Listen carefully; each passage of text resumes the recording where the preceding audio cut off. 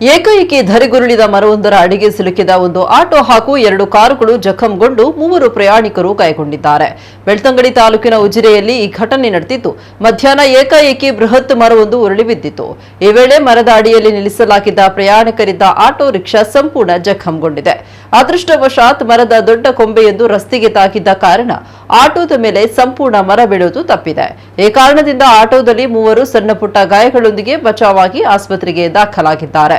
ಉಜಿರೆಯ ಮಾವಂತೂರು hotel ಮುಂಭಾಗದಲ್ಲಿ ಈ ಘಟನೆ ನಡೆದಿದ್ದು, ಯಾವುದೇ ಪ್ರಾಣಾಪಾಯ ಸಂಭವಿಸಿಲ್ಲ. ಮರ ಉರುಳಿ ಬಿದ್ದ ಕಾರಣ ಕೆಲವು ಗಂಟೆಗಳ ಕಾಲ ರಸ್ತೆಯಲ್ಲಿ ವಾಹನ ಓಡಾಟ ಸ್ಥಗಿತಗೊಂಡಿತು. ಮರವನ್ನ ಕಡಿದು ತೆರವುಗೊಳಿಸಿದ ಬಳಿಕ ವಾಹನ ಸಂಚಾರ ಮತ್ತೆ ಆರಂಭಿಸಲಾಯಿತು.